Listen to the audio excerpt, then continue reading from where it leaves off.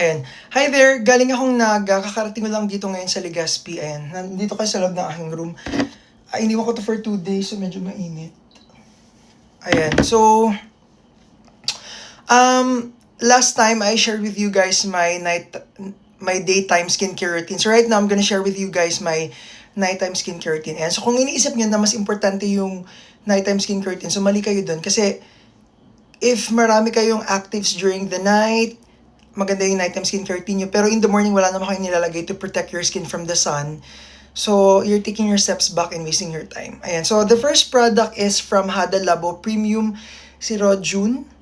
Ayan. So, this is, for me, this is a lotion. Ang tawag nila dito, lotion. Pero sa iba, pwede rin itong maging toner. So, ako ginagamit ko lang to with my bare hands. Ganon, and then lagay ko sa mukha. So, the reason why I use this is because, of course, lagi naman akong double cleanse. Pero, since ginamit ko yung Anessa, natatanggal na siya ng water and soap. So, parang I don't see the need to use, to double cleanse my skin. Kasi yung double cleansing naman is, kung halimbawa gumamit ka ng sunscreen na water resistant or nag-makeup ka to kind of emulsify it and para maalis siya. And susundan mo ng foaming cleanser. So, right now, foaming cleanser na lang. Pero, ginagamit ko ngayon is yung Dove baby wash. So, yun lang. Sa mukha ko ginagamit ko Dove baby wash. And then, fina-follow up ko na ito. Kasi pag nag-wash tayo ng skin, merong nangyayaring tinatawag na transepidermal water loss. So, yung outer layer ng skin natin, yung skin barrier na tinatawag, medyo nag-weaken siya in contact with water, lalo na in contact with foaming cleanser. So, para to kind of replenish it, so ginagamit ko to kasi may hyaluronic acid to. And ako, very prone ako to hyperpigment.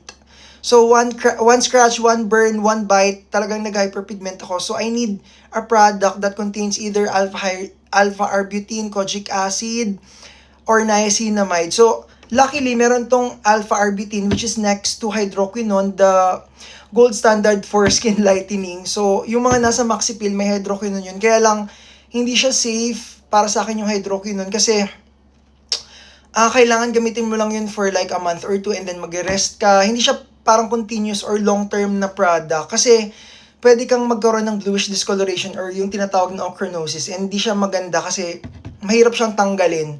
So, alpha-arbutin lang tayo. And this product also has vitamin C. Kaya lang nasa bottom part na siya ng ingredient list. Pero, okay lang yun. At least nandyan siya. At least it can provide a little bit of antioxidant properties. Ayan. So, ito yung ginagamit ko. So, I'll just let it sit for a little while. Siguro mga a minute or 2. Tapos, i-follow ko na yung next product. Ayan. So, shout out kay Ma'am Dali ng CHO Ligao. Ay, retired na pala siya. Pero anyways, thank you pa din. So, pinadala niya ako nito. Actually, ginagamit ko naman talaga to. Pero, nung nalaman ko nagpa-Hong Kong siya, nag-request ako na sabi ko, baka pwede magpabili. Ayan. So, this is the ordinary retinol 0.2% emulsion. So, ito yung packaging niya. And this is the box that it came with. Ayan, ayusin ko lang. Ayan, retinol, just like retinol, both of them are vitamin A derivatives. Kaya lang yung retinol kasi parang i-convert pa siya ng skin enzyme mo into retinaldehyde. From retinol, retinaldehyde, tapos from retinaldehyde into retinoic acid, which is its active form. So, parang ang ganda lang ng retinaldehyde kasi you get the benefit of, you know, one-step conversion into its active form. So, ito yung nilalagay ko. Lagay ko lang siya sa mukha ko and then okay na ako.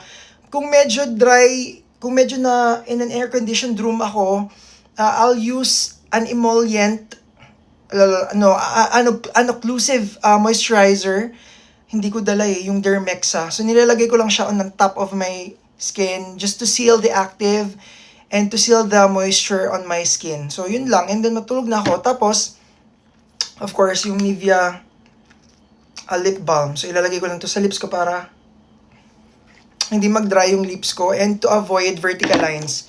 And for my body, ang ginagamit ko itong Versed na retinol din. So, mahilig ako sa retinol kasi it accelerates cellular turnover. Thus, kailangan talagang gumamit ng sunscreen that is broad spectrum, at least photo-aging protection of 4 pluses in the morning kasi you need to protect your skin kasi grabe yung retinization or yung pwede ka kasi maka-experience ng dryness, ng irritation, ng scaling, ng peeling with the use of retinol or retinaldehyde. Actually, medyo konti na yung irritation sa retinol. So, ideal siya for sensitive skin. So, I hope this review is helpful to you guys. Thank you. Bye!